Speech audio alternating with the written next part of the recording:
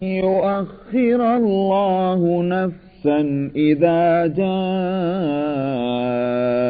أجلها والله خبير بما تعملون صدق الله العظيم.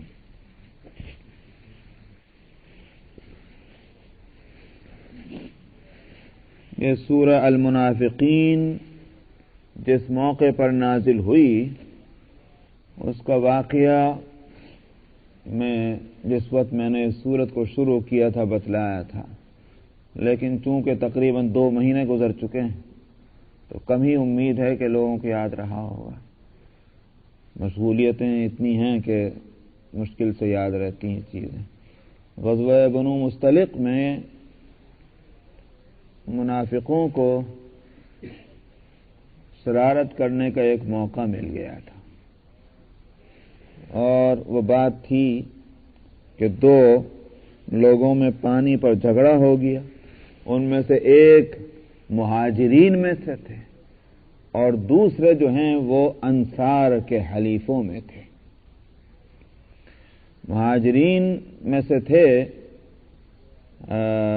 جو حضرت عمر رضی اللہ عنہ کے خادم تھے، مسعود ابن جہجہ غفاری، اور ادھر ایک صاحب تھے انصار کے حلیفوں میں۔ تو مہاجر نے لات مار دی، بات بڑھی اور تیز کلامی ہوئی اور انہوں نے اس کو لات مار دی۔ لات مارنا ویسے بھی بری بات ہے، اور اس وقت کے تہذیب کے لحاظ سے کسی کے حد درجے توہین کر دینا ہے لات مارنا۔ تو اس کو بھی غصہ آیا اور اس نے جو ہے انصار کو پکارا کہ انصار دوڑو دیکھو یہ کیا کر رہا ہے۔ انہوں نے جو دیکھا کہ انصار کو پکارا جا رہا تو اس نے کہا مہاجرین کو کہ تم بھی دوڑ کے آؤ دیکھو یہ یہاں ہو رہا ہے۔ تو اب وہ مہاجرین اور انصار میں ٹکراؤ کی صورت ہو گئی تھی۔ نبی کریم صلی اللہ علیہ وسلم کو بر وقت اس کی اطلاع ہوئی تو آپ نے آ کر کے پکارا کیا ہو گیا، کہاں جہالت اور کہاں تم لوگ، یہ جہالت کی باتیں تمہارے منہ سے کیسے نکل رہی ہیں؟ مطلب یہ کہ انصار کو پکاریں اور مہاجرین کو، یہ کیا چیز ہے؟ یہ تو جاہلیت کی بات ہے۔ تو پھر صحابہ کو توجہ ہوئی اور ان لڑنے والوں نے ایک دوسرے سے معافی مانگی اور قصہ ختم ہو گیا۔ مگر ایسے موقع کی تلاش میں رہتے تھے منافقین کہ ذرا ایسا موقع ملے تو کچھ اس چنگاری کو آگ بنایا جائے۔ تو اس کو حالانکہ معاملہ ختم ہو چکا تھا مگر پھر بھی اس سے فائدہ اٹھایا اور اس نے کچھ ایسے لفظ کہے کہ جو نبی کریم صلی اللہ علیہ وسلم اور مسلمانوں کے لیے غلط تھے۔ ایک تو یہ کہ یہ تب انصار نے، مدینے والوں نے ان کنگلوں کو اور ان بھوکمروں کو اپنے یہاں جگہ دی، کھلایا پلایا اور خوب ان کو موٹا کیا اور اپنے سر پہ چڑھا دیا۔ تو اس نے تو مثال دی کہ تم ان لوگوں کی مثال ایسی ہے جیسے کوئی شخص کتے کو کھلائے پلائے موٹا کرے اس لیے کہ پھر وہ مجھے کاٹ کے کھائے۔ وہ کام مدینے والوں نے کیا کہ مہاجرین کو کھلایا پلایا اور مہاجرین کے سر پہ چڑھ کے بیٹھ رہے ہیں۔ تو یہ اس طرح کی باتیں اس نے کہی، اور پھر ساتھ میں یہ کہ قسم اللہ کی ہم جب مدینے واپس جائیں گے اس غزوے سے تو ہم میں جو عزت والا ہوگا ذلت والے کو نکال دے گا۔ مراد یہ کہ مدینے میں جو لوگ ہم ہیں یعنی مطلب یہ کہ اوس اور خزرج کے باشندے، وہ ان لوگوں کو جو ہجرت کر کے آئے مکے سے ان کو سب کو نکال دیں گے، یہ ذلیل ہیں۔ یہ تھی وہ بات۔ نبی کریم صلی اللہ علیہ وسلم کو اس کا پتہ چلا۔ زید ابن ارقم بہت کم عمر بچے تھے، انہوں نے یہ بات سن لی تھی، آپ کو آ کر اطلاع دی۔ آپ نے پہلے تو ان سے تحقیق کی، شاید تمہاری دشمنی ہوگی ان سے، کہ نہیں یا رسول اللہ میری کیا دشمنی ہوتی، شاید تم نے کچھ اور سن لیا ہوگا۔ یا رسول اللہ میں نے اپنے کان سے یہی لفظ سنے ہیں جو میں عرض کر رہا ہوں۔ تو آخر کو بلایا آپ نے عبداللہ ابن ابی کو، منافقوں کو جو سردار تھا۔ آپ نے فرمایا تم نے یہ باتیں کہی۔ انہوں نے قسم کھا لی۔ ان کے یہاں قسم کھانا کیا مشکل کام تھا، قسم کھا کر کہا یا رسول اللہ بالکل غلط ہے، یہ میرے ذمہ الزام اور تہمت ہے۔ بچے کی بات تھی، لوگ بھی سمجھے کہ بچے نے حماقت کی ہے، لوگوں نے اسی کو پورا بلا کہا کہ تم جانتے نہیں کہ ایک سردار ہے پورے مدینے کے اندر اور بڑا عزت والا ہے، تم نے اس کے لیے ایسی بات کہہ دی۔ تو بیچارے وہی اپنا منہ بسور کے بیٹھ گئے، لوگوں نے اسی کو لعن طعن کیا، یہاں تک کہ یہ آیتیں نازل ہوئیں۔ اور جس کو حق کھول دیا گیا، تو نبی کریم صلی اللہ علیہ وسلم نے زید بن ارقم کو بلایا اور اس کا کان پکڑ کر کہا کہ اللہ نے تجھے سچا کر دیا. وہ چھوٹے تھے تو خیر بہت خوش ہوئے. اس وقت جس وقت یہ آیتیں ابھی اتری تھی، اس سے پہلے کیونکہ وہ بات پھیلنے لگی تو لوگوں نے کہا کہ عبداللہ بن ابی سے کہ تم نے بڑی غلطی کی ہے، رسول اللہ صلی اللہ علیہ وسلم کو تمہاری بات معلوم ہو گئی، ان کو تکلیف پہنچی ہے، تم جاؤ اور جا کر کے معافی مانگو، مغفرت کے لیے دعا درخواست کرو. تو عبداللہ بن ابی نے گردن جھٹک کر کہا کہ بس ساری تمہارے کہنے سے میں مسلمان ہو گیا، ایمان لایا، میں نے یہ کیا، تم بس یوں چاہتے ہو کہ میں جا کر سجدہ کر لوں، یہ نہیں ہو سکتا مجھ سے. یہ اس نے کہا عبداللہ بن ابی نے. یہاں ایک تو اسی بات کو نقل کیا جا رہا ہے، اور دوسرا یہ کہ نبی کریم صلی اللہ علیہ وسلم کو بھی بتایا جا رہا ہے کہ آپ کو بھی ان کی مغفرت کے لیے دعا کرنے کی فکر میں نہیں پڑنا چاہیے. اللہ کا بھی فیصلہ ان کے تعلق سے ہو چکا ہے جو ہے. تو فرمایا کہ وَإِذَا قِيلَ لَهُمْ تَعَالَوْا يَسْتَغْفِرْ لَكُمْ رَسُولُ اللَّهِ لَوَّوْا رُؤُوسَهُمْ، جب ان سے کہا گیا کہ آؤ رسول اللہ صلی اللہ علیہ وسلم تمہارے لیے مغفرت کی دعا کریں گے، تو انہوں نے اپنے سروں کو جھٹکا دیتے ہیں. لَوَّوْا رُؤُوسَهُمْ، اپنے سروں کو جھٹکتے ہیں.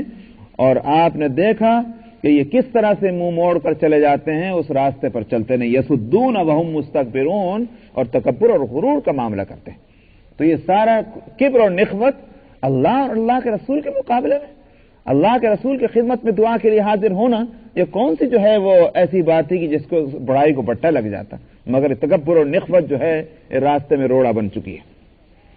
آگے فرماتے ہیں سواء علیہم استغفرت لہم ام لم تستغفر لہم، فرمایا کہ برابر ہے ان کے تعلق سے کہ آپ ان کے لیے مغفرت چاہیں یا نہ مغفرت چاہیں، ہرگز اللہ ان کی مغفرت نہیں کرے گا.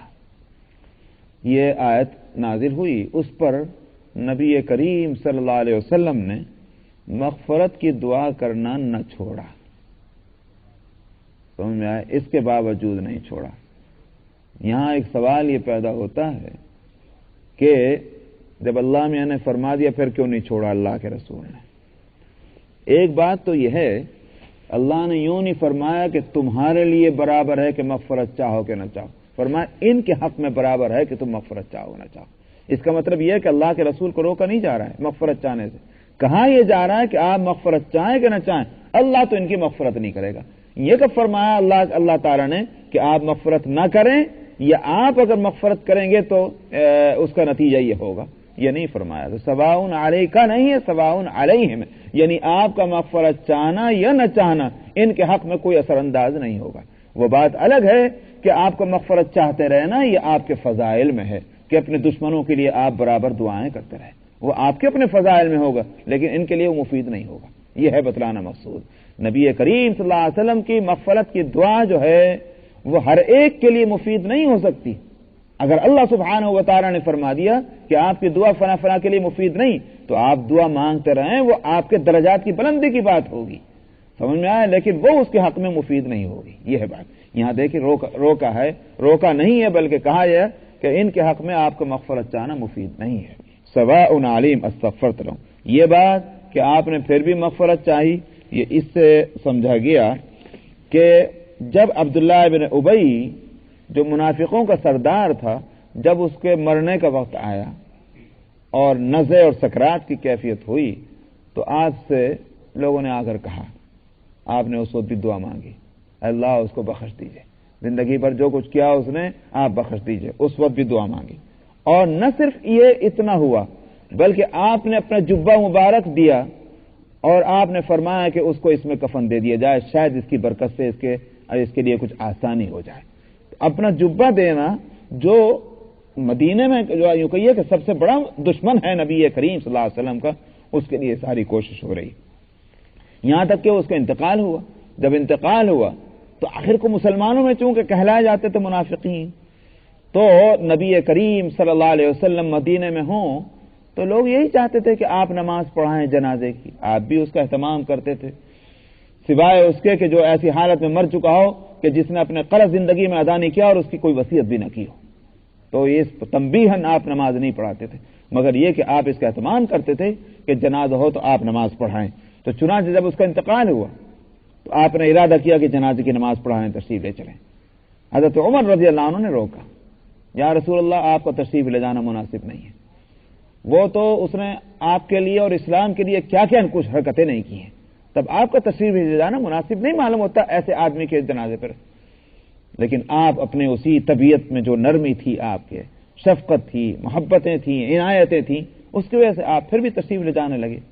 تو وہ آیتیں اتنی تھیں جو اس میں صفحہ 464 اور 11واں سپارہ ہے، صفحہ 464 آیت نمبر 80 میں ہے، اسی مضمون کو پھر فرمایا کہ استغفر لہم او لا تستغفر لہم، آپ ان کے لیے مغفرت کی دعا کریں یا مغفرت کی دعا نہ کریں۔ ان تستغفر لہم 70 مرۃ فلن یغفر اللہ لہم، اگر آپ 70 دفعہ بھی ان کے لیے مغفرت کی دعا مانگیں گے اللہ ہرگز مغفرت نہیں کرے گا۔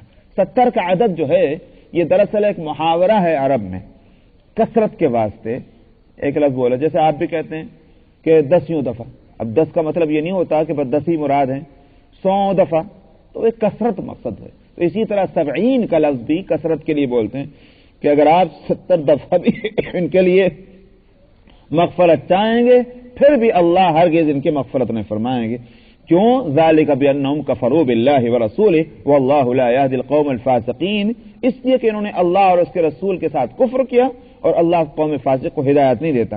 پھر اگلے صفحے پر اسی صفحہ 465 پہ آیت 84 میں فرمایا وَلَا تُصَلِّ عَلَىٰ أَحَدٍ مِّنْهُمْ مَاتَ أَبَدًا وَلَا تَقُمْ عَلَىٰ قَبْرِهِ، ان میں سے اگر کوئی شخص مر جائے آپ کبھی ان کی نماز نہ پڑھیں اور نہ ان کی قبر کے پاس جائیں آپ۔ وَلَا تَقُمْ عَلَىٰ قَبْرِهِ إِنَّهُمْ كَفَرُوا بِاللَّهِ وَرَسُولِهِ وَمَاتُوا وَهُمْ فَاسِقُونَ، انہوں نے اللہ اور اس کے رسول کے ساتھ کفر کیا اور فسق کی حالت میں ان کی موت ہوئی ہے۔ جب فاسق ہو کر مرے ہیں تو ان کی نماز پڑھانا کی کیا مطلب؟ نبی پڑھائے گا مومن کی نماز، مسلم کی نماز، لیکن جس کی موت جو ہے وہ اللہ کے ساتھ کفر پر ہوئی ہو تو کافر کی نماز کیوں جا کر پڑھائی جائے؟ اس لیے روکا گیا۔ تو عمر رضی اللہ عنہ کے فضائل میں یہ بات بھی ہے کہ ان کی رائے کی جہاں جہاں تائید اللہ سبحانہ و تعالیٰ کی طرف سے ہوئی ہے، ان میں سے ایک موقع یہ بھی ہے کہ عبداللہ ابن ابی کی نماز جنازہ پڑھانے سے حضرت عمر رضی اللہ عنہ روک رہے تھے اور تائید میں آیت اتری کہ آپ نہ جائیں۔ بہرحال یہ کہ نبی کریم صلی اللہ علیہ وسلم سے تو فرمانا یہ ہے کہ آپ دعا کریں کہ نہ کریں، لیکن ان کے حق میں برابر ہے اللہ ان کی بخشش نہیں فرمائیں گے۔ ان اللہ لا یہدی القوم الفاسقین، اللہ قوم فاسق کو ہدایت نہیں دیتا۔ مراد یہ ہے کہ جب انہوں نے اپنا طریقہ زندگی تجویز کر لیا اور مرتے دم تک اس طریقے پر قائم رہے، اسی کا فیصلہ انہوں نے کیا، تب اللہ کو کیا پڑی ہوئی ہے کہ وہ گردن سے پکڑ کر کے ان کو لے جا کر راہ حق پہ ڈال دے؟ اللہ سبحانہ و تعالیٰ نے اختیار دیا ہے کہ تم جون سا راستہ اپنے اختیار سے لینا چاہو وہ لے لو، حق کا راستہ لے لو، باطل کا راستہ لے لو۔ اب اگر کوئی شخص اپنے اختیار سے ایک راستہ تجویز کر لیتا ہے تو اللہ سبحانہ و تعالیٰ کو کیا پڑی کہ نہیں نہیں بھائی میری جنت خالی رہ جائے گی، تجھے زبردستی پکڑ کے میں یہاں لے کے آتا ہوں، یہ تو اللہ میاں نہیں کرتے۔ تو اس لیے فرمایا کہ اللہ کو بھی کیا پڑی ہے کہ فاسق قوم کو ہدایت دے دے۔ هم الذين يقولون لا تنفقوا على من عند رسول الله حتى ينفضوا، بات اس نے کہی تھی کہ تم لوگوں نے خوب کھلایا پلایا، ان پہ خرچ کیے تو یہ تمہارے سر چڑھ گئے، اب آئندہ تم اگر ان سے ہاتھ روک لو یہ چلتے پھرتے بنیں گے۔ تو اس کے لیے فرمایا هم الذين يقولون، جو لوگ یوں کہتے ہیں کہ اللہ کے رسول کے پاس جو لوگ ہیں ان پر خرچ نہ کرو یہاں تک کہ وہ چلے جائیں یہاں سے چھوڑ کر۔ فرمایا کہ وَلِلَّهِ خَزَائِنُ السَّمَاوَاتِ وَالْأَرْضِ، ان بے وقوفوں کو یہ پتہ نہیں ہے کہ ان کے دیے سے کوئی جیتا ہے، یہ اللہ رازق ہیں، اللہ دیتے ہیں، ان کے پاس بھی ہے تو وہ بھی اللہ کا دیا، اور اگر یہ اپنی جیبوں سے نکال کر دے رہے تو اللہ دلا رہے ہیں، اگر تم ہاتھ روک لو گے اللہ میں کسی اور کو کھڑا کر دیں گے۔ تو غنا اور فقر تو اللہ کی طرف سے ہے، تم نے یہ کیسے سمجھ لیا کہ تم اگر دو گے تو غنی ہوگے اور تم ہاتھ روک لو گے تو بھوکے مر جائیں گے؟ یہ تو اللہ کے خزانے سے تقسیم ہے، یہ ہاتھ کا فرق ہے، کبھی یہ ہاتھ ہے تو کبھی وہ ہاتھ ہے. یہ ہاتھ اگر رک جائے گا دوسرا ہاتھ اللہ اگر بڑھوا دیں گے اس سے دلا دیں گے. خزانے تو یہ سارے اللہ ہی کے ہیں. وَلِلَّهِ خَزَائِنُ السَّمَاوَاتِ وَالْأَرْضِ، اور اللہ ہی کے لیے خزانے آسمانوں اور زمین کے. لیکن منافق اتنی سمجھ نہیں رکھتے کہ یہ دینا جو ہے وہ ان کی اپنی ملکیت سے نہیں ہے، یہ اللہ دلا رہے تھے. یقولون لئن رجعنا الى المدینۃ لیخرجن الاعز من الاذل، یہ یوں کہتے ہیں کہ اگر ہم مدینے کی طرف لوٹ کر چلے تو ہم میں سے جو عزت والا ہوگا وہ ذلت والوں کو نکال دے گا. فرمایا وَلِلَّهِ الْعِزَّةُ وَلِرَسُولِهِ وَلِلْمُؤْمِنِينَ. نہیں سمجھتے اصل عزت جو ہے وہ تو اللہ کے لیے ہے. سب سے اسی واسطے اللہ کے لیے صفت میں آتا العزیز، عزت والا، غلبے والا، اقتدار والا. اصل عزت تو اللہ کے لیے، اس لیے کہ عزت کے جو اسباب ہیں وہ سارے اسباب ازل سے لے کر ابد تک حقیقتاً اللہ سبحانہ و تعالیٰ کے پاس. اوروں کے پاس تو یہ ہے کہ آج ہے تو کل نہیں تھا. وہ سبب مثال کے طور پر صاحب آپ کہیں کے پریزیڈنٹ بن گئے، اب عزت ہونے لگی. سمجھ میں آیا؟ پہلے نہیں تھے، عزت نہیں تھی. کل کو نہیں ہوں گے، پھر نہیں ہوں گے.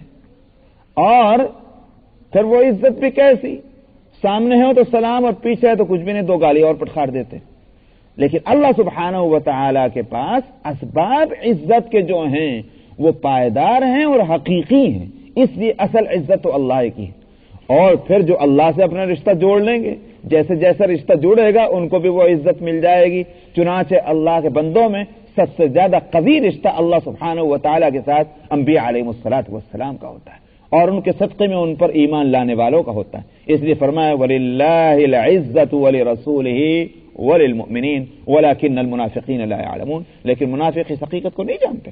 چنانچہ ہوا یہ کہ جب یہ لوگ مدینے پہنچے، قافلہ مدینے پہنچا، تو عبداللہ ابن ابی کے بیٹے خود ان کا نام بھی عبداللہ ہے، اور وہ مخلص صحابہ میں. باپ تو ہیں منافقوں کے سردار، اور بیٹے ہیں مخلص مسلمان. ان کو یہ بات معلوم ہوئی کہ میرے ابا جان نے یہ گل کھلائے ہیں اور ایسے لفظ استعمال کیے ہیں مسلمان اور نبی کریم صلی اللہ علیہ وسلم کی شان میں، تو ان کا خون کھول لیا. جب یہ قافلہ لوٹ کے آیا تو مدینے سے باہر جا کر کے اپنے باپ کو روک لیا اور تلوار سوٹ کے کھڑے ہو گئے کہ تم اب مدینے کے اندر نہیں جا سکتے، تاکہ بات کھلے کہ کون ہے عزت والا. تم ہو عزت والے کہ اللہ کے رسول ہیں عزت والے، یہ فیصلہ ہونا ہے آج. اور تم اسی صورت میں جا سکتے ہو جبکہ محمد صلی اللہ علیہ وسلم تم کو اجازت دے دیں، ورنہ تم کو جانے کی اجازت نہیں ہوگی. عبداللہ ابن ابی نے چیخا لوگوں ذرا ضرور تو دیکھو، میری اولاد مجھے روکے جا رہی ہے. سمجھ میں آیا؟ تو اس وقت نبی کریم صلی اللہ علیہ وسلم کو جب اس کی اطلاع ہوئی تو آپ نے پیغام بھجوایا اور کہ اپنے باپ کو مدینے میں آنے دو. اس وقت عبداللہ نے کہا ابا سے، اپنے باپ سے، اب آ سکتے ہیں آپ. اب کھل گئی بات کہ آپ کا داخلہ رسول اللہ صلی اللہ علیہ وسلم کی اجازت سے ہو سکتا ہے، لہذا اب آپ آ سکتے ہیں. چنانچہ ان کے لیے راستہ کھولا. تو نبی کریم صلی اللہ علیہ وسلم نے حضرت عمر رضی اللہ عنہ وہاں موجود تھے، ان کو خطاب کر کے فرمایا اے عمر تم نے دیکھ لیا، تم مجھے وہاں کہہ رہے تھے غزوے کے موقع پر کہ میں اس کو قتل کروا دوں. اگر میں اس وقت قتل کروا دیتا عبداللہ ابن ابی کو تو مدینے کے اندر کتنے لوگوں کی ناک چڑھ جاتی، اس لیے کہ حقیقت نہ کھلتی. لیکن آج تم نے دیکھا کہ میرے ایک اشارے پر جو ہے اس کا آنا موقوف ہو گیا. اگر میں آج اشارہ کر دیتا اور اس کی گردن اڑوا جاتی تو کوئی مدینے میں کوئی اس کے لیے کلمہ خیر کہنے والا نہ ہوتا. حضرت عمر رضی اللہ عنہ کیا کہ یا رسول اللہ بالکل برحق ہے، اللہ اور اس کے رسول کے فیصلے حکمتوں پر ہوتے ہیں، یہ بات تو کھلی ہوئی ہے. تو یہاں یہ صورت ہوئی، فرمایا کہ یقولون لئن رجعنا الى المدینۃ لیخرجن الاعز منها الاذل. یہ یوں کہتے ہیں کہ اگر ہم مدینے کی طرف لوٹ کر گئے تو ہم میں جو عزت والا ہوگا وہ ضرور بضرور مدینے سے ذلیل لوگوں کو نکال دے گا. وَلِلَّهِ الْعِزَّةُ وَلِرَسُولِهِ، اور اللہ کے لیے ہے عزت اور اس کے رسول کے لیے اور مؤمنین کے واسطے. لیکن منافق اس حقیقت کو نہیں جانتے. چنانچہ حدیث میں بھی آتا ہے نبی کریم صلی اللہ علیہ وسلم نے فرمایا کہ جب اللہ سبحانہ و تعالی کسی بندے سے محبت فرماتے ہیں کثرت عبادات اور کثرت ذکر اور طاعتوں کی وجہ سے، خاص طور پر وہاں لفظ آتا ہے نوافل، اور ظاہر ہے کہ جب اللہ کے رسول نوافل فرما رہے ہوں تو ہم جیسے جو بے وقوف نہیں کہ صاحب فرائض کی فکر نہیں اور نوافل کا بہت اہتمام ہوتا ہے. اسی کو میں کہتا ہوں نا کہ وہ ہم لوگ جو ہے نا سارے سال سوتے رہیں گے اور شب قدر آئے گی تو 50 رکعتیں پڑھ کے سمجھیں گے کہ 1 سال کا حساب ہو گیا. تو وہ مراد نہیں نبی کریم صلی اللہ علیہ وسلم کی. نوافل جب بولا جاتا ہے تو اس کا مطلب یہ ہے کہ فرائض اور واجبات کی پابندیاں ہیں اور اس سے کہیں آگے بڑھ کر کے پھر نوافل کا اہتمام ہے. وہ ہے مقصود جو ترتیب ہے اعمال کی. تو وہاں یہ کہ جو نوافل کا التزام کرنے والے ہیں، اور وہ نوافل بھی خالی نماز کے نوافل نہیں بلکہ نوافل سارے اعمال کے، اس لیے کہ درجات ہر چیز میں، کھانے کے اندر، پہننے کے اندر، ہر چیز کے اندر ایک درجہ ہے اس کا فرائض اور واجب کا، ایک درجہ ہے اس میں نفل کا. سمجھ میں آیا؟ مثال کے طور پر کھانے کے معاملے میں لے لیجیے. بھائی کھانے کے اندر تو فرض کیا ہے؟ فرض تو یہ کہ حلال کھاؤ حرام مت کھاؤ، سمجھ میں؟ یہ تو ہوا فرض. لیکن اس کے اندر مستحب کیا ہے؟ مستحب ہیں کھانے کے آداب، کس طرح کھاؤ، کس طرح بیٹھو، کتنی انگلیاں استعمال کرو، کتنا کھاؤ، اور کیا پڑھ کر کھاؤ اور کیا پڑھ کر ختم کرو، اور کیا اس میں نیت ہونی چاہیے کھانے کی. یہ کہ سارے کے سارے جو ہے نوافل اور مستحبات ہوں گے کھانے کے. تو میں نے کہا کہ ہر چیز کے اندر، اسی طرح لباس پہننے میں بھی، لباس کا فرض تو یہ ہے کہ ایسا لباس پہنا جائے جس سے سطر ڈھک جائے، سطر نہ کھلے، یہ تو ہے فرض. اگر اس کے خلاف ورزی ہوگا تو حرام ہوگا. لیکن اس کے اندر نفل کیا ہے اور مستحب کیا ہے؟ کہ ایسا لباس استعمال کیا جائے کہ جو سنت سے زیادہ قریب ہو. یعنی سنت سے زیادہ قریب ہونے کے معنی یہ ہیں کہ اس دور کے صالحین نے، متقین نے، علماء نے اس لباس کو اس طرح سے اختیار کر لیا کہ جب اس لباس کو پہنا جائے تو لوگ سمجھیں کہ یہ اس جماعت کے اندر ہے، ان افراد سے اس کا تعلق ہے. یہ ہے وہ مسنون لباس جس کو لباس تقویٰ کہا جاتا ہے. اس لیے میں نے کہا کہ جب اللہ کے رسول نوافل فرما رہے ہیں تو اس سے مراد ہے عبادات اور جتنے اعمال اور معاملات ہیں ان میں سب میں فرائض اور واجبات سے آگے بڑھ کر اور سنن اور مستحبات کی جو لوگ پابندی کر رہے ہیں. تو فرمایا کہ اللہ جب ایسے بندے سے محبت فرماتے ہیں تو عرش کے حاملین کو حکم دیتے ہیں کہ میں نے فلانے بندے سے محبت کر لی ہے، تم بھی اس سے محبت کرو. چنانچہ وہ عرش والے جو ہیں، عرش کے اٹھانے والے، وہ محبت کرتے ہیں. اور پھر وہ جو وہی وہاں سے لے کر آنے والے فرشتے ہوتے ہیں وہ عرش والے ان سے کہتے ہیں اللہ میاں نے اور ہم نے فلانے بندے سے محبت کر لی، تم بھی محبت کرو ان سے. چنانچہ وہ وہی کے لانے والے محبت کرتے ہیں. پھر وہ وہی جن جن راستوں سے آتی ہے، اگر آسمانوں سے متعلق ہدایات ربانی ہیں، ساتویں آسمان پر جانے والے احکامات ہیں اور چھٹے آسمان پر، تو وہ آ کر ان سب کو کہتے ہیں آسمان والوں سے اللہ میاں نے اور اوپر والوں نے سب سے فلانے بندے سے محبت کر لی، تم بھی کر لو. وہ ہوتے ہوتے جو احکام زمین پر لے کر آنے والے فرشتے ہوتے ہیں اور انتظام کرنے والے، ان تک بات پہنچتی ہے اور وہ یہاں آ کر حدیث میں آتا ہے کہ اللہ کے جو نیک بندے ہیں زمین پر بسنے والے، ان کے دلوں میں وہ خاموش آواز چھوڑ جاتے ہیں کہ اللہ نے فلانے بندے سے محبت کر لی، تم بھی کر لو. اور وہ بندہ جو ہے وہ پورے اس زمین کے اندر محبوب خلائق بن جاتا ہے، جس کے واسطے بڑی مشینیں کام کرتی ہیں. ہم سے محبت کرو، ہماری عزت کرو، ہمارے نعرے لگاؤ، مگر وہ اس کے لیے اللہ میاں کی مشین دیکھیے کس طرح خاموشی سے کام کر رہی ہوتی ہے اور لوگ ان کی عزت کرتے ہیں. کس طرح عزت کرتے ہیں؟ میں پوچھتا ہوں، آج امام بخاری کو کوئی گالی تو دے کے بتا دے، ہے کسی میں مجال؟ مسلمان مشرق سے لے کر مغرب تک امام بخاری کی شان میں گستاخی دینے والوں کو سزا دینے کے لیے کھڑے ہو جائیں گے. امام بخاری پیغمبر ہیں کوئی؟ سمجھ میں آیا کہ جن پر ایمان لانا ضروری ہو؟ ایسی بات نہیں، لیکن وہی بات ہے کہ انہوں نے اپنی زندگی ایسی بنائی کہ اللہ نے محبت کی اور فرشتوں نے محبت کی، اور اس کا نتیجہ یہ ہے کہ مسلمانوں کے دلوں میں قیامت تک کے لیے محبت بیٹھ گئی امام بخاری کی، امام ابو حنیفہ کی، امام شافعی کی، ان ائمہ مجتہدین کی اور علماء کرام کی. یہ ہے وہ دراصل عزت اور محبت جس کو ہم دیکھ رہے ہیں. تو اس لیے فرمایا وَلِلَّهِ الْعِزَّةُ وَلِرَسُولِهِ وَلِلْمُؤْمِنِينَ وَلَكِنَّ الْمُنَافِقِينَ لَا يَعْلَمُونَ. اللہ کے لیے عزت ہے اور اس کے رسول کے لیے اور ایمان والوں کے لیے، لیکن منافقین جو ہیں اس کو علم نہیں رکھتے. اچھا، عربی گرامر کے لحاظ سے یہاں ایک خاص حرف ہے، اس کو دیکھا جائے تو قرآن کا کمال جو ہے، یہی قرآن کے کمالات جو ہیں وہ حرفوں سے کھلتے ہیں. یوں بھی ہو سکتا تھا کہ العزت عند اللہ وعند رسولہ وعند المؤمنین، جس کا ترجمہ وہی ہوتا جو میں کر رہا ہوں. عزت جو ہے وہ اللہ کے پاس اور رسول کے پاس، مومنین کے پاس.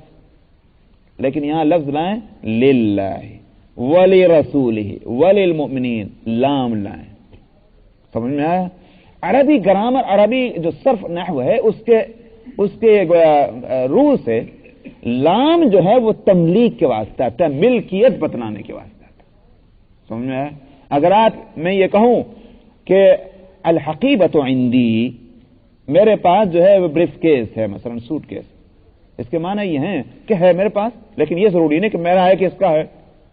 لیکن اگر کہوں کہ الحقیبۃ لی، یہ حقیبہ جو ہے میرا ہے، تو اس کا مطلب یہ کہ ملکیت بتلا رہا ہوں کہ یہ میرا سوٹ کیس ہے، میرا بریف کیس ہے. لام جو ہے ملکیت کے واسطے آتا ہے. اسی وجہ سے فقہاء جو مسئلہ نکال رہے ہیں انما الصدقات للفقراء، صدقات واجبہ جو ہیں وہ فقیروں کے واسطے ہیں، تو وہاں لام کا لفظ للفقراء. اسی سے فقہاء نے مسئلہ نکالا ہے کہ ایسا نہیں ہوگا، صدقے اس طرح سے ادا نہیں ہو سکتا کہ آپ کہہ کہ لیجیے صاحب یہ بریف کیس ہے، کچھ دن آپ استعمال کر لیں، بعد میں جب آپ کی ضرورت نہ ہو تو مجھے دے دیجیے گا. یہ صدقہ ادا نہیں ہوگا، اس لیے کہ مالک نہیں بنایا. سمجھ میں آیا؟ مالک بنانا ضروری ہے. اسی واسطے آپ دیواروں کے اوپر زکوٰۃ کو پیسہ نہیں خرچ کر سکتے. کیوں؟ اس لیے کہ ملکیت کی اہلیت ان کے اندر نہیں ہے، مالک ہونے کی صلاحیت نہیں. دیواروں میں، زمین میں اور چھت کے اوپر مالک بننے کی صلاحیت صرف انسان کے اندر ہے. اسی لیے جانوروں پر اگر آپ خرچ کرتے ہیں وہ زکوٰۃ ادا نہیں ہوگی. مالک بننے کی صلاحیت انسان کے اندر ہے. انما الصدقات للفقراء، فقیر کو، مستحق کو، انسان کو مالک بنا دیں، وہ جو چاہے اور جہاں چاہے خرچ کرے، آپ کو اس میں کوئی دخل نہ ہو، تب زکوٰۃ ادا ہوگی. تو لام تملیک کے لیے ہے. یہاں لفظ لائے ہیں وَلِلَّهِ الْعِزَّةُ، اس کے معنی کیا ہو گئے؟ بھائی عزت تو ہو سکتی ہے اوروں کی بھی، مگر حقیقی طور پر عزتوں کے مالک اللہ ہیں. حقیقی طور پر عزتوں کے مالک محمد صلی اللہ علیہ وسلم اس کے رسول ہیں. حقیقی طور پر عزت جو ہے اس کی ملکیت مسلمانوں کو حاصل ہے. یعنی مطلب یہ ہے کہ وہی کہ مر جائیں تب بھی عزت، زندہ ہیں تب بھی عزت، مشرق میں ہے تب بھی عزت اور مغرب میں ہے تب بھی عزت. یہ ہے وہ عزت، یہ ٹائم بینگ عزت جو تو ہر ایک کو حاصل ہو سکتی ہے. سمجھ میں آیا؟ تو یہاں لام لا ہے. یہ ہے کمال قرآن شریف کا. وَلَكِنَّ الْمُنَافِقِينَ لَا يَعْلَمُونَ يَا أَيُّهَا الَّذِينَ آمَنُوا لَا تُلْهِكُمْ أَمْوَالُكُمْ وَلَا أَوْلَادُكُمْ عَنْ ذِكْرِ اللَّهِ. اب یہاں سے روئے سخن ہے مسلمانوں کی طرف. منافقین پر تو لان تان ہو گئی، مگر سوال یہ ہے کہ منافقوں کا یہ طریقہ عمل ہے کیوں؟ اس واسطے کہ دنیاوی نفع، اولاد اور بیویوں کے اور گھر بار اور جو تجارت سے متعلق جو منافع ہیں ان کو قربان کرنے کو تیار نہیں ہے. وہ ہے راستے کا روڑا. اس واسطے وہ کیا سمجھتے ہیں؟ اگر مسلمان بن جائیں گے ہمارا بزنس ایسا نہ ہوگا، ہمارے گھر ایسے نہیں ہوں گے، بیوی بچے یوں کہہ رہے ہیں، اب یوں کرنا ہے اور وہ کرنا ہے. یہی سب سے بڑی رکاوٹ ہے جو انسان کو چاہتے ہوئے بھی دین کے راستے پر نہیں چلنے دیتی. چاہتا ہے انسان کہ میں یہ نیکی کا کام کر لوں، مگر کہیں تو بیوی کی فرمائش ہے، کہیں بچوں کی فرمائش ہے، کہیں جو ہے کاروبار، کہیں کچھ اور معاملات، وہ اس کے راستے میں روڑا بن جاتے ہیں. اسی طرح سے عورتیں ہیں، چاہتی ہیں کہ ہم یہ اللہ کے حقوق ادا کریں، ہم نیکیاں کریں، مگر کہیں شوہروں کو دباؤ، کہیں اولاد کی فرمائش ہے، وہ ان کو روکتی. اس لیے یہاں مسلمانوں کو خطاب کیا گیا ہے کہ یا ایھا الذین آمنو، اے ایمان والو، نہ غافل کر دے تمہارے مال تم کو، تمہارے مال اور نہ تمہاری اولاد اللہ کی یاد سے. یہ فتنہ ہے. اس لیے ایک سورت میں فرمایا انما اموالکم و اولادکم فتنہ. یہ فتنہ کے معنی یہی ہیں کہ مال اور اولاد گویا فرائض اور واجبات زندگی کے ہیں ان کو ادا کرنے سے روکتی ہے. تو اس سے بڑھ کر فتنہ اور کیا ہوا؟ لیکن یہاں انما اموالکم جو سورہ طلاق میں ہے، نہیں اس میں اگلی سورت جو آ رہی ہے سورہ تغابن، ان میں ان من ازواجکم و اولادکم، وہاں من کا لفظ لائے. تو من آتا ہے عربی میں تبعیض کے واسطے. جب وہ آیتیں آئیں گی تو بتلاؤں گا. یعنی بعض مال اور بعض اولاد فتنہ ہے، پورے سب کے سب مال، سب کے سب اولاد نہیں. اس لیے کہ کوئی شخص اپنے مال کے حقوق بھی ادا کرتا ہے، اولاد کے حقوق بھی ادا کرتا ہے، اور مال اور اولاد اس کے راستے میں روڑا نہیں بنتے، اس کو روکتے نہیں دین کے حقوق ادا کرنے سے، تو پھر وہ فتنہ نہیں ہے. اس لیے فرمایا کہ تم کو غافل نہ کر دے تمہارے مال اور تمہاری اولاد اللہ کی یاد سے. وَمَن يَفْعَلْ ذَلِكَ فَأُولَٰئِكَ هُمُ الْخَاسِرُونَ. جو ایسا کریں گے نقصان میں وہی رہیں گے. ہمارا کیا نقصان؟ تم اگر اللہ کے راستے میں مال خرچ کر رہے ہو ہمارا تھوڑی فائدہ، تمہارا ہی فائدہ. نہیں خرچ کر رہے ہو تو ہمارا تھوڑی نقصان ہے، تمہارا ہی نقصان ہے. اس لیے کہ جو مال اور زندگی دی گئی ہے اس میں کچھ حقوق رکھیں. جو ان حقوق کو ادا کرے گا اس کا اپنا فائدہ، نہیں کرے گا اس کی پکڑ ہوگی. اس لیے کہ اللہ سبحانہ و تعالی حساب لیں گے. وَأَنفِقُوا مِمَّا رَزَقْنَاكُم مِّن قَبْلِ أَن يَأْتِيَ أَحَدَكُمُ الْمَوْتُ فَيَقُولَ. فرمایا اور خرچ کرتے رہو ان مالوں میں سے کہ جو ہم نے تم کو دیا ہے قبل اس کے کہ تم میں سے کسی کے پاس موت آئے اور پھر وہ کہے خداوندہ تھوڑی سی مدت کے لیے اس کو اور ٹلا دیجئے، موت کو مجھے مہلت دے دیجئے. کیوں؟ فَأَصَّدَّقَ، تاکہ میں پھر سچائی کی راہ اختیار کروں، صدقے دوں، وَأَكُن مِّنَ الصَّالِحِينَ، اور نیک لوگوں میں ہو جاؤں. دراصل جب موت آتی ہے تو ہوتا کیا ہے؟ اس وقت ہوتا یہ ہے کہ یہ دنیا کے اوپر تو پردے پڑنے شروع ہو جاتے ہیں اور وہ جو ہے وہ ادھر سے پردے اٹھنے شروع ہو جاتے ہیں، تو حقائق کھلنے لگتے ہیں. وہ حقیقتیں جو پردے کے پیچھے تھیں وہ کھلنے لگتی ہیں. جب وہ کھلتی ہے تب اس کو افسوس ابھی سے شروع ہو جاتا ہے، ہائے میری زندگی تو برباد ہو گئی. جن چیزوں کو وہ زندگی میں نہیں مان رہا تھا اس لیے کہ پس پردہ تھی، جب وہ پردے اٹھنے شروع ہوتے ہیں موت کے وقت میں، سکرات کے وقت میں، اس وقت وہ پھر اس کو تمبی. اسی لیے چونکہ پردے اٹھ رہے ہیں، جو چیز غیب میں تھی اب وہ مشاہدے میں آ رہی ہے، اس وقت کا ایمان معتبر نہیں ہے. کیوں؟ اس لیے کہ اس کو ایمان ہی نہیں کہتے. ایمان کہتے ہی ہیں غیب کو مان لینے کو. اب وہ غیب نہیں رہا، اب وہ شہود بن رہا ہے، اس لیے اس کو ایمان ہی نہیں کہنے کے. اسی لیے تو فرعون جو ہے جس وقت ڈوب رہا تھا اور یہاں تک پہنچ گیا پانی، اب وہ پردے اٹھنے لگے. سمجھ میں آیا نہیں؟ عالم برزخ کے پردے اٹھنے لگے تو کہتا ہے آمنت برب ہارون و موسیٰ، اب میں ایمان لاتا ہوں ہارون اور موسیٰ کے رب پر. اس وقت نہیں، چنانچہ اس کا ایمان اس وقت قبول نہیں کیا گیا. اب نہیں قبول، وہ وقت گزر چکا ہے. اس لیے فرمایا کہ قبل اس کے کہ تم میں سے کسی کو موت آئے اور پھر تم کہو خداوندہ کچھ ٹلا دیجئے اس کو تھوڑی مدت کے واسطے اور میں صدقے کروں اور نیک لوگوں میں سے ہوں. فرمایا وَلَن يُؤَخِّرَ اللَّهُ نَفْسًا إِذَا جَاءَ أَجَلُهَا. ہرگز اللہ کسی کے لیے بھی جب اس کا وقت مقرر آ جاتا ہے اس میں پھر تاخیر نہیں فرماتے. واللہ خبیر بما تعملون، اور اللہ تو خوب جانتے ہی ہیں جو کچھ تم اعمال کرتے ہو. اس لیے دنیا سے اگر چھپا بھی لو تو اللہ سے چھپنے والی نہیں، اس وقت سے آنے سے پہلے اپنے آپ کو اس وقت کے لیے تیار کر لینا، یہی عقل مندی ہے.